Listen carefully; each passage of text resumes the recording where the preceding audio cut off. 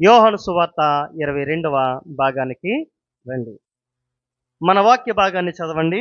యోహాను సువార్త 2వ అధ్యాయము 12వ వచనం నుండి చదువుదాం. ఇక్కడ చెప్పబడిన మాట ఏమిటంటే, యేసు ప్రభువారు గలిలయలోని కానా అనే ఊరిలో అద్భుతం చేశారు. గడిచిన వారం మనం చూసాం కదా.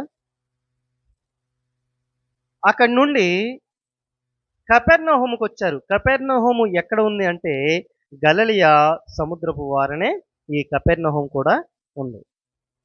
ఈ కపెర్నహూములో ఆయన కొన్ని రోజులు ఉన్నారంట. ఎవరెవరు ఉన్నారు? యేసు ప్రభువారు, ఆయన తల్లి, ఆయన సహోదరులు, ఆయన శిష్యులు. ఇక్కడ ఒక చిన్న ప్రశ్న మీకు వేయాలి. యేసు ప్రభువారు మాత్రమేనా మరియమ్మ గారికి జన్మించింది? ఇంకా ఎవరైనా జన్మించారా? ఓ వ్యక్తి యేసు ప్రభువారు మాత్రమే మరియమ్మకు పుట్టారు, ఇంకా తర్వాత ఎవరు జన్మించలేదు అని చెప్పారు. దానికి రిలేటెడ్గా ఆయన చూపించిన వాక్యం ఏంటంటే యెహెజ్కేలు గ్రంథం 44:2 వచనం. అంతటా యెహోవా నాతో ఈ మాట సెలవిచ్చెను, ఇశ్రాయేలీల దేవుడైన యెహోవా ఈ గుమ్మము ద్వారా ప్రవేశించెను గనుక ఏ మానవుడును దాని ద్వారా ప్రవేశింపకుండానట్లు ఎన్నడును తీయబడకుండా అది మూయబడియే ఉండును. ఈ వాక్యాన్ని ఆధారం చేసుకొని ఆ బైబిల్ స్కాలరు ఇలా బోధించడం ప్రారంభించారు. ఏమని అంటే, యేసు ప్రభువారి తరువాత మరియమ్మ గర్భము మూయబడింది. ఎందుకంటే యెహోవా దేవుడు ఇలా సెలవిచ్చాడు, ఆ మార్గము గుండా యెహోవా దేవుడు ప్రవేశించాడు కాబట్టి ఆ మార్గాన్ని ఎప్పుడూ తెరవడానికి వీల్లేదు అని చెప్పి రాయబడింది కదా. ఆ ద్వారము ఏమిటి అంటే తల్లి అయినటువంటి మరియమ్మ గారి గర్భద్వారము, అది మూయబడింది. ఇలా చెప్పి బోధించడం ప్రారంభించారు. నా స్నేహితులారా, ఈ ఉదయకాలన్న ఓ దుర్బోధ అంటే ఏంటో చెబుతున్నాను, కొంచెం వినండి. ఆర్సిఎం రోమన్ క్యాథలిక్ సంఘాలు ఇవన్నీ కూడా మరియమ్మని హైలైట్ చేస్తాయి. గుణదల కానీ, గౌరీపట్నం కానీ, వైజాగ్లో ఉండే ఆ పుణ్యక్షేత్రం కానీ, ఇవన్నీ కూడా ఆర్సిఎంకి సంబంధించినవి. ఇవన్నీ దుర్బోధాలు. వారు ఏం చేస్తారంటే మరియమ్మని ఆరాధించాలి, మరియమ్మ లేకుండా ప్రభువైన యేసు ఎక్కడ పుట్టాడు కాబట్టి తల్లిని ఆరాధించాలి అని చెప్పి ఈ బోధన తీసుకుని వచ్చి ఆ పుణ్య స్త్రీ కడుపున ఇక ఎవరు జన్మించలేదు, అంత పుణ్యాత్మురాలు. ఆ తల్లి మరియమ్మ గర్భాన్న ఇంక ఎవరు జన్మించలేదు కాబట్టి ఆమె పుణ్యస్త్రీ, ఆమెను నమ్ముకుంటే పాపాలు పోతాయి. ఆమె గుడికి ఆ మోకాళ్ళ మీద మెట్లు ఎక్కుకుంటే ఎక్కి గుండు కొట్టించుకుని అక్కడ హుండీలో కొంచెం డబ్బులు వేస్తే సరిపోతుంది, పుణ్యం వచ్చేస్తుంది, పరలోకం వచ్చేస్తుంది, స్వర్గం వచ్చేస్తుంది అన్న భ్రమలో చాలా మంది బ్రతికేస్తున్నారు. జాగ్రత్త నా స్నేహితులారా. నాకు మగపిల్ల పుడితేనండి మేరీ మాత గుడికి వెళ్ళి నా గుండు కొట్టించుకుంటానండి అంటాడు ఒకడు. నాకు అబ్బాయి పుడతానండి, లేక నాకు భార్యకు గర్భం వస్తానండి, లేక నా పిల్లలకి పెళ్ళి అవుతానండి, లేక నా పిల్లలకు ఉద్యోగం వస్తానండి. ఇవన్నీ కూడా మూఢనమ్మకాలు, అన్యాచారాలు. వీటిని ఎన్నడూ దేవుడు అంగీకరించడు. ఈ వ్యక్తి అంటున్నాడు, ఆ మరియమ్మ ఆ గర్భద్వారమున దేవుడు ప్రవేశించాడు కాబట్టి ఇక ఎవరు ప్రవేశింపకున్నట్లు ఆ గర్భద్వారాన్ని మూసేశారు, అందుకు రెఫరెన్స్ ఇది అన్నారు. అసలైన ఈ వచనానికి ఉన్నటువంటి అర్థం ఏంటంటే, యెరూషలేము అనే ఓ పట్టణములో, ఆ పట్టణములో యెరూషలేము అనే దేవాలయం ఉంటుంది. ఆ దేవాలయానికి 12 గుమ్మాలు ఉంటాయి. ఎన్ని? 12 గుమ్మాలు ఉంటాయి. అందులో బయట గుమ్మము అనే ఈ గుమ్మము ద్వారా దేవుడు ప్రవేశించాడు కాబట్టి అది ఇప్పటికీ మూయబడే ఉంది. యెరూషలేము ఆ దేవాలయములో ఆ ద్వారబంధము, ఆ గుమ్మము ఇప్పటికీ మూయబడి ఉంది. దాన్ని క్లోజ్ చేశారు. ఆ గుమ్మంలో నుండి ఎవరు ప్రవేశించరు. భక్తుడైనటువంటి యెహెజ్కేలు ద్వారా దేవుడు సెలవిచ్చిన ఈ మాటలను పట్టుకొని ఆ మరియమ్మ గారికి ఆపాదించి అలా మాట్లాడడం ఎక్కువైపోయింది. ఆయన అలా మాట్లాడుతూ చెబుతున్నారు, ఇంకా తల్లి అయిన మరియకు ఇంకా పిల్లలు లేరు. మరి మనం చదివిన వాక్య భాగములో కపెర్నహూముకు వెళ్ళారట యేసు తల్లి, కపెర్నహూముకు వెళ్ళారట ఆయన సోదరులు, కపెర్నహూముకు వెళ్ళారట ఆయన శిష్యులు అని చాలా క్లియర్‌గా రాయబడి ఉంది. ఇంకా చాలా క్లియర్‌గా రాయబడి ఉంది. చూడండి, కొన్ని వచనాలు చూపిస్తాను. ఈ యోహాను సువార్త 7వ అధ్యాయం చూడండి ఒకసారి. 7వ అధ్యాయం 3వ వచనం. ఆయన సహోదరులు ఆయనను చూచి, నీవు చేయుచున్న క్రియలు నీ శిష్యులను చూచినట్లు ఈ స్థలము విడిచి యూదయాకు వెళ్ళుము. ఇక్కడ యేసు ప్రభు సహోదరులు మాట్లాడుతున్నారు. ఎవరితో? యేసు ప్రభుతోటి. ఎందుకు అంటే 7వ అధ్యాయం చెబుతుంది, యేసుని చంపాలని చూశారంట. ఎవరు? యూదా ప్రజలు యేసుని చంపాలని చూశారంట. అందుకని ఈ విషయం తెలుసుకున్న సహోదరులు అంటున్నారు, యేసు మా సహోదరుడా, నీవు యూదయాకి వెళ్ళిపో, ఇక్కడ ఉంటే నిన్ను చంపేస్తారు. అక్కడ చేసుకుంది కానీ నీ సువార్త, నీ స్వస్థతలు, నీ అద్భుతాలను, ఇక్కడ మాత్రం ఉండొద్దు, ఇక్కడ ఉంటే నీ ప్రాణానికి ప్రమాదం అని చెప్పి సహోదరులు మాట్లాడుతున్నారు. ఇక్కడ సహోదరులు ఉన్నారు. మత్తయి సువార్తలో ఇంకా క్లియర్గా ఉంటుంది చూడండి. మత్తయి సువార్త 12వ అధ్యాయము చూడండి, 46వ వచనం. ఆయన జనసమూహంతో ఇంకా మాట్లాడుచుండగా, ఇదిగో ఆయన తల్లియు ఆయన సహోదరులు ఆయన గోరుచు వెలుపల నిలిచిండిరి. అప్పుడొకడు, ఇదిగో నీ తల్లియు నీ సహోదరులను నీతో మాట్లాడవలనని వెలుపల నిలిచున్నారని అతనితో చెప్పాను. ఇక్కడ యేసు ప్రభుతో మాట్లాడడానికి వచ్చిన వారు ఎవరు చెప్పాలి? ఆయన తల్లి, ఆయన సహోదరులు వచ్చారు, యేసు ప్రభుతో మాట్లాడుతున్నారు. ఇంకా ఒక పేపర్ ఇలా తిప్పండి ఒకసారి. 13వ అధ్యాయము 55వ వచనం చూడండి. ఇతడు వడ్లవాని కుమారుడు కాడా? ఇతని తల్లి పేరు మరియ కాదా? యాకోబు, యోసేపు, సీమోను, యూదా అనువారు ఇతని సోదరులు కారా? ఇతని సోదరిమణులు మనతోనే ఉన్నారు కారా? ఏమండి, ఇన్ని రిఫరెన్స్లు కనబడుతున్నాయి యేసు ప్రభువుకి సోదరులు ఉన్నారని, అక్కలు చెల్లెళ్ళు ఉన్నారని. అక్కలు ఉండరులేండి, ఎందుకంటే మొదటిగా పుట్టింది యేసు ప్రభువే కదా. చెల్లెళ్ళు ఉన్నారని, సోదరిమణులు ఉన్నారని, సోదరులు ఉన్నారని, ఇన్ని రిఫరెన్స్లు చెబుతుంటే ఈ బోధించేస్తున్నారు యేసు దేవుడు మాత్రమే ఆ మరియమ్మ గారు కన్నారు, ఇంకా మరి ఎవరిని కనలేదు, కాబట్టి ఆమె పుణ్యస్త్రీ. ఏమండి, చాలాసార్లు మీతో చెప్పాను, మరలా చెబుతున్నాను, ఒకసారి వినండి. నేను ఇక్కడికి రావడానికి కారణము ఆ బైకు బయట ఉంది. అయ్యో పాస్టర్ గారు రావడానికి కారణం బైక్ ఉంది అని చెప్పేసి నన్ను ఇక్కడ ఉంచేసి మీరు బయటకు వెళ్ళి ఆ బైక్ని శుభ్రంగా తుడిచేసి దానికో పూల దండ వేసి దానికో చున్నీయో లేకపోతే సాలువయో కప్పేస్తే దాన్ని సన్మానం చేస్తే ఏమంటారు జనాలు? ఏమంటారు అసలు? ఏమన్నా సెన్స్ ఉందా అసలు? మీకు బుర్ర పనిచేస్తుందా? ఏమండి, మీ బుర్రలో ఏమన్నా కొంచెం గుంజుందా అని అడుగుతారు. అవునా? ఎందుకు? వచ్చిన సేవకుణ్ణి సన్మానించకుండగా సేవకుణ్ణి తీసుకొచ్చిన వాహనాన్ని సన్మానిస్తే ఎలా? దేవుని అనగా యేసు క్రీస్తుని ఆరాధించకుండగా యేసు క్రీస్తుని తీసుకుని రావడానికి ఆస్కారమైన ఆ వాహనముగా లేక ఒక వస్తువుగా ఒక సాధనముగా ఉపయోగపడిన ఆ మరియమ్మ గారిని పూజిస్తూ ఉంటే దేవుడు ఏమంటారు? అవివేకులారా అనరు, అజ్ఞానులారా అనరు. మరియమ్మ గారిని పూజిస్తున్నారండి, దేవుణ్ణి పూజించడం మానేసి. ఆమె గొప్ప పరిశుద్ధురాలండి ఆమె. అందుకే ఆ దేశములో, ఆ గ్రామంలో, ఆ పట్టణములో అంతమంది ఉండగా మరియమ్మ గారిని ఎన్నుకున్నాడు దేవుడు. దయాప్రాప్తురాలా అని పిలిచాడు ఆయన. ఆమెకు పరిశుద్ధురాలు, పాపమెరుగని స్త్రీ అని పేరండి. అంత గొప్ప స్త్రీయే ఆమె. అయినను అయినను ఈ యేసును తీసుకుని వచ్చిన ఓ మంచి సాధనం కదా. యేసు ప్రభుని ఆరాధించడం మానేసి ఆమెను ఆరాధించడం ఏంటి? ఇలా జరుగుతూ జరుగుతూ ఉంది. 2వ అధ్యాయము యోహాను సువార్త 13వ వచనం. వ్యాపారపు ఇల్లుగా చేసేశారు, నా తండ్రి ఇల్లు దేవాలయము అని ఆయన ఇక్కడ మాట్లాడడం చూస్తాం.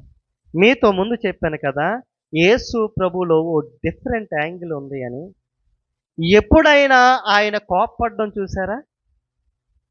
దేవుడు ఎప్పుడైనా కోప్పడడం చూసారా? ఆయన ఎప్పుడైనా ఇలా చేస్తున్నారని చిరాకు పడడం, లేకపోతే మీరేంటి అని చెప్పేసి ఒక దెబ్బ కొట్టడం చూసారా? ఆయన అంత ప్రేమ గలవాడు కదా. కానీ ఈ వచనాలకు వచ్చేసరికి ఆయనలో ఎంత కోపం వచ్చిందండి. ఆయనకి ఎంత కోపం వచ్చింది. ఏం చేశాడు ఆయన? కొరడాలు తీసుకున్నారంట. ఆ దేవాలయంలో రోకలు మార్చేవారిని, వ్యాపారాలు చేసేవారిని, ఎడ్లను, గొర్రెలను, మేకలను అమ్మేవారిని అందరినీ చూశారంట. చూసి కోపము తట్టుకోలేకపోయాడు ఆయన. కోపాన్ని సహించలేకపోయాడు ఆయన. ఎందుకు? దేవాలయమును మలినం చేసేశారు. దేవాలయమును పాడు చేశారండి. దేవాలయమును వారు మలినం చేశారు. అందుకని దేవుని కోపము రగులుకున్నది. దేవుని మందిరం అంటే ఎంత ప్రాముఖ్యమో తెలుసండి. దేవుని మందిరము జోలికొస్తే దేవుడు ఎంతటికైనా తెగిస్తాడండి. ఎందుకంటే ఆయన రౌద్రుడు. ఎందుకంటే ఆయన న్యాయాధిపతి. ఆయన ఉగ్రుడైన దేవుడిగా ప్రత్యక్షమవుతాడు. నా స్నేహితులారా, ఆయన చెప్పబడిన మాట కొంచెం జాగ్రత్తగా వినండి. ఆయన దేవాలయమునకు చాలా గొప్ప ప్రాముఖ్యత ఇచ్చారు. మొదటి దినవృత్తాంతాలు 7వ అధ్యాయము 14వ వచనంలో ఏముంటదంటే, ఈ స్థలమందు చేయబడు ప్రార్థనల మీద నా కనుదృష్టి నిలిపి నా చెవులు మీ మొరను, మీ ప్రార్థనలు వింటాయి. దేవాలయములో ఏముంటుంది? ఆయన ఉంటారు. ఆయన కనుదృష్టి ఉంటది. దేవాలయము అంత ప్రాముఖ్యమండి. దేవాలయం అంత గొప్పదండి. దేవాలయం అంటే చిన్న విషయం కాదండి. చాలా మంది దేవాలయమును చాలా చిన్న చూపు చూస్తారు. దేవుని మందిరం అంటే చాలా చిన్న చూపు చూస్తారు. లేదండి, ఇది దేవుడు నివసించు స్థలము. ఆ దేవాలయములో ఆయన కనుదృష్టి ఉంటుంది. ఆ దేవాలయములో వచ్చే మాట ద్వారా ఆయన ఆ ప్రార్థనను ఆలకించి ఆ ప్రార్థనకు జవాబులు అనుగ్రహిస్తారు. నా స్నేహితులారా, అడుగుతున్నాను ఈ ఉదయకాలమున, నీ దేవాలయము పరిశుద్ధమైనది అని ఎంచి ఆ దేవాలయములో ప్రార్థనలు ఉంటాయి. ఆ ప్రార్థనలు ప్రభు ఆలకిస్తాడని అర్థమవుతుందా మనకు? చూడండి, ప్రసంగి గ్రంథం 5వ అధ్యాయం 1వ వచనం. దేవాలయమునకు వెళ్ళినప్పుడు నీ ప్రవర్తన అంతటిని జాగ్రత్తగా చూసుకోవాలి. దేవాలయమునికి వెళ్ళినప్పుడు మన ప్రవక్తలను జాగ్రత్తగా చూసుకోవాలి. ఎందుకంటే ఆ దేవాలయములో దేవుడు ఉన్నాడు కాబట్టి. ఏమండి, ఓ చదువుకున్న విద్యార్థి చదువు పూర్తయిన తరువాత ఇంటర్వ్యూకి వెళ్తాడు. ఎందుకంటే ఉద్యోగం సంపాదించడానికి. ఎందుకండి? ఉద్యోగం సంపాదించడానికి. ఉద్యోగాన్ని సంపాదించడానికి వెళ్ళిన వ్యక్తి ఎలా వెళ్తాడు? మాసిపోయిన బట్టలు వేసుకొని, ఓ పక్క చింపేసుకొని, చింపురు జుట్టు వేసుకుని, గడ్డ వెంతలా పెంచుకొని చిరాగ్గా వెళ్తాడా? చాలా క్లాస్గా, టిప్ టాప్గా ఇన్సర్ట్ చేసుకుని, షూ వేసుకుని, టై కట్టుకుని, ఎంత ప్రౌడ్గా, ఎంతో విలువగా అతడు చాలా టీవీగా నడుచుకుంటూ వెళ్తాడు. ఆ సారా బాస్ చూడగానే ఆకర్షితుడై, చాలా స్మార్ట్గా ఉన్నాడు ఈ అబ్బాయి, చాలా చక్కగా ఉన్నాడు ఈ అబ్బాయి అని చెప్పి ఇంటర్వ్యూ సెలెక్ట్. ఆ భౌతికమైనటువంటి వాతావరణం చూసి ఓ అధికారి అతనికి ఉద్యోగం ఇస్తే, నీ హృదయాన్ని పరిశోధించే దేవుడు నివసించే దేవాలయము, ఆ దేవాలయంలోనికి నీవు వచ్చినప్పుడు నీ ప్రవక్తనను చూసుకోరాదా? నీ ప్రవర్తనను ఎలా పడితే అలా ఉంది. నీ ప్రవర్తనము సరిగ్గా లేదు. దేవాలయమునకు వెళ్ళినప్పుడు నీ ప్రవర్తనను జాగ్రత్తగా చూసుకో. మన ప్రవర్తన జాగ్రత్తగా ఉండాలి. మన నడవడిక జాగ్రత్తగా ఉండాలి. మన నోటి మాట జాగ్రత్తగా ఉండాలి. మన చూపు జాగ్రత్తగా ఉండాలి. మనం అస్తవ్యస్తంగా ఉండడానికి వీల్లేదు. ఎందుకంటే దేవాలయములో దేవుడుంటాడు కాబట్టి. దేవాలయములో దేవుడుంటాడు కాబట్టి నీ ప్రవర్తనను జాగ్రత్తగా చూసుకోవాలి. ఇంకా దేవాలయం గురించి చాలా విశేషకరమైన మాటలు ఉన్నాయి. అందులో ఇంకొక మాట చూడండి. యెషయా గ్రంథం 2వ అధ్యాయం 3వ వచనం ఏం చెబుతుంది ఈ దేవాలయం గురించి? ఆ కాలమున సియోనులో నుండి ధర్మశాస్త్రము, యెరూషలేములో నుండి యెహోవా వాక్కు బయలువెళ్ళును. జనులు గుంపులు గుంపులుగా వచ్చి, చూడండి జాగ్రత్తగా, యాకోబు దేవుని మందిరమునకు, యెహోవా పర్వతమునకు మనము వెళ్ళుదము రండి, ఆయన తన మార్గముల విషయమై మనకు బోధించును, మనము ఆయన త్రోవల్లో నడుతుమని చెప్పుకొనుచూ ఉన్నారు. దేవుని మందిరమునకు ఎందుకు వెళ్ళాలి? మన ప్రవర్తన జాగ్రత్తగా ఎందుకు చూసుకోవాలి అంటే, మనము ఎలా ఉండాలో బోధించేది మందిరం. మనం ఎలా బ్రతకాలో చెప్పేది మందిరం. మన బ్రతుకును ఇలా మార్చుకో, ఇలా మార్చుకో, ఇలా సరి చేసుకో, నీ నడవడిక ఇలా ఉండాలి, నీ చూపు ఇలా ఉండాలి, నీ మాట ఇలా ఉండాలని చెప్పేది మందిరం. దేవాలయమునకు అంత ప్రాముఖ్యత ఇచ్చాడు ఆయన. దేవుని మందిరమునకు అంత ప్రాముఖ్యత. దేవాలయములో అనేక వ్యాపారాలు చేసేవారిని చూసి ఆయన తట్టుకోలేకపోయాడు. నా స్నేహితులారా, సంగమా, ఆలోచించండి. ఆ దేవాలయము చాలా ప్రాముఖ్యమైనదిగా ఆయన ఉంచాడు. ఆ దేవాలయమును చూసి ఆయన తట్టుకోలేకపోయాడు. ఎందుకంటే ఆ దేవాలయములో మోసపూరితమైన విషయాలు జరుగుతున్నాయి.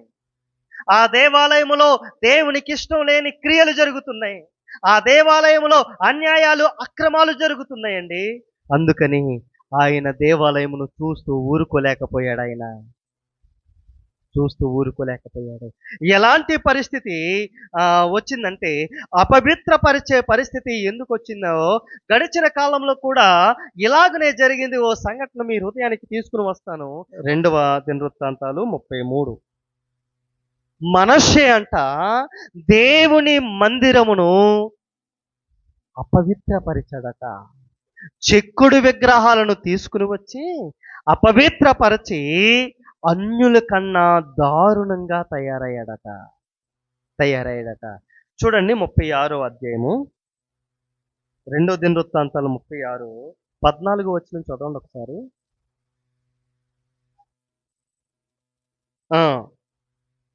యాజకులలో జనులలోను అధిపతులకు వారు అన్యజనులు పూజించు హేయమైన విగ్రహములు పెట్టుకుని బహుగా ద్రోహులైరి, యెహోవా యెరూషలేము పరిశుద్ధపరిచిన మందిరమును అపవిత్రపరచరి.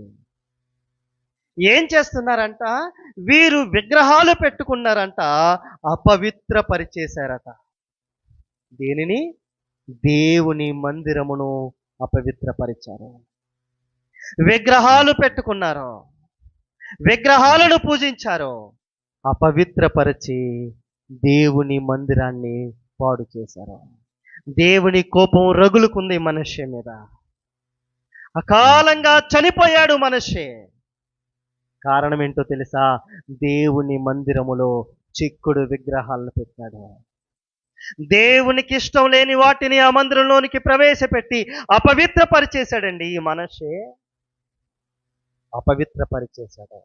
ఈ మాటలు వింటున్న నా ప్రియమైన సోదరి, నా స్నేహితులారా, దేవుని మందిరమును అపవిత్రపరిచేశారు వీళ్ళు. ఇంకా ముందుకు వెళ్తే ఈ అక్కడ ఉన్నటువంటి యూదులు యేసు ప్రభుతో మాట్లాడతారు. చూడండి ఒక్కసారి. కాబట్టి 18వ వచనం, కాబట్టి యూదులు, నీవు ఈ కార్యములు చేయుచున్నావే, ఏ సూచక్రియ మాకు చూపెదవని అడుగగా, యేసు, ఈ దేవాలయమును పడగొట్టి 3 దినములలో దానిని లేపుదునని వారితో చెప్పెను. యూదులు ఈ దేవాలయం కట్టడానికి 46 సంవత్సరాలు పట్టింది. నీవు 3 దినాల్లో దీన్ని లేపుదువా అని చెప్పేవారు. 21 చూడండి. అయితే ఆయన తన శరీరమును దేవాలయమును గూర్చి ఈ మాట చెప్పెను. స్తోత్రం కలుగును గాక. యేసు ప్రభు వారి దగ్గరకు యూదులొచ్చి ఇలా మాట్లాడారు. యేసు ప్రభువా, నీవు ఈ దేవాలయం ఇంతగా శుద్ధీకరించేసి ఎడ్లను రోకలు మార్చేవారిని, ఇక్కడ వ్యాపారాలు చేసుకునే వారిని అందరినీ పంపించేసావు కదా, తోలేసావు కదా, కొట్టేసావు కదా, నీ ఇప్పుడు ఏ సూచక్రియ చేద్దాం అనుకుంటున్నావు అని అక్కడున్న యూదులు అడిగితే, దేవాలయమును పడగొట్టి నేను 3 దినాల్లో లేపుతాను అన్నారు. వాళ్ళు ఏమనుకున్నారంటే ఈ యెరూషలేం దేవాలయమును పడగొట్టి 3 రోజుల్లో లేపేస్తాడేమో, ఇది కట్టడానికే 46 సంవత్సరాలు పట్టింది. 46 సంవత్సరాలు పట్టిన ఈ దేవాలయాన్ని 3 రోజుల్లో లేపేస్తాడా అన్నాడు. కానీ యేసు ప్రభు మాట్లాడిన మాట దేని గురించి మాట్లాడారు ఆయన? శరీరమును దేవాలయము గురించి అంట. దేని గురించి? శరీరమును దేవాలయం గురించి మాట్లాడారంట. చూడండి, ఆయన దేవాలయము గురించి మాట్లాడారు. ఆయన దేవాలయమునకు వెళ్ళి శుద్ధీకరించారు. నా మాట మీకు అర్థం చేసుకోండి. ఆయన దేవాలయమునకు వచ్చారు. దేవాలయములో రోకలు మార్చేవారిని, అన్యాయాలు చేసేవారిని, అక్రమాలు చేసేవారిని కొరడాలు తీసి కొట్టి అన్ని చల్లా చెదురు చేసేసి పాడేసి శుభ్రపరిచారు. అవునండి. యూదులు వచ్చి అడిగినప్పుడు ఆయన ఏమన్నారు చెప్పాలి? అర్థం కాలేదా మీకు? 3 రోజుల్లో దేవాలయాన్ని పడగొట్టి 3 రోజుల్లో లేపేస్తాను. పడగొట్టి లేపడానికి 3 రోజులు పడుతుంది. ఆయన ఎవరిని గురించి అన్నారు? ఆయన శరీరమును దేవాలయమును గురించి మాట్లాడుతూ 3 రోజుల్లో చనిపోయి ఆయన 3వ రోజు తిరిగి లెగుస్తాను అన్న మాటకి సాదృశ్యంగా మాట చెప్పారు. 3 రోజుల్లో పడగొట్టి లేపుతాను. ఆయన, నా పాయింట్ ఏంటంటే, ఆయన ఈ మందిరమును లేక దేవాలయమును దేంతో పోల్చాడు? శరీరముతో, దేహంతో పోల్చాడు. నా పాయింట్కి వచ్చారు. దేవుడు ఆ కపెర్నహూము నుండి ఏదో పస్కా పండుగ జరుగుతుంది అని చెప్పి దేవాలయమునకు వచ్చారు. ఆ దేవాలయము ఎవరు అనగా నీవే, నీవు, నేను, మనము. ఈ దేవాలయంలోనికి దేవుడు అడుగు పెట్టగానే ఈ దేహము అనే ఈ దేవాలయంలో రోకలు మార్చేవారు, అన్యాయాలు చేసేవారు, అక్రమాలు చేసేవారు, పాపము చేసేవారు, మోసాలతో అక్రమాలతో చేసేవన్నీ కూడా ఈ దేహమును దేవాలయములో ఆయనకు కనిపిస్తున్నాయా లేదా? నీ దేవుడు నివసించే ఆలయము నీ హృదయము. అందుకే 1 కొరింథీ పత్రిక 3వ అధ్యాయము 16వ వచనం ఏం చెబుతుంది చూడండి ఒక మాట. 1 కొరింథీ పత్రిక 3:16, మీరు దేవుని ఆలయమై ఉన్నారనియు దేవుని ఆత్మ మీలో నివసించుచున్నాడని మీరు ఎరుగరా? ఏంటండి, భయమేయట్లేదండి ఈ మాట చదువుతుంటే? భయమేయట్లేదండి? మీరు దేవునికి ఆలయమై ఉన్నారనియు దేవుని ఆత్మ మీలో నివసించుచున్నదని మీరెరుగరా? ఆలోచించండి. నీ దేవుడు నివసించు మందిరము నీ హృదయము, నీ దేహము. నీ దేహము నిండా అపవిత్రతోటి, అన్యాయాలతోటి, మోసాలతోటి, ద్వేషాలతోటి నిండిపోయింది నీ దేహము. నీ దేహాన్ని శుద్ధీకరించాలి ఈరోజు. నీ దేహము శుద్ధీకరించాలి. అప్పుడే ఆయన బలను సమీపించి నీవు నీ దేహము శుద్ధి అవ్వకుండగా ఆయన శరీరాన్ని, ఆయన రక్తాన్ని తీసుకోవడానికి అర్హత లేనే లేదు. నీ దేహము శుద్ధి అవ్వాలి, శుద్ధిపరచబడాలి, శుద్ధిపరచబడాలి.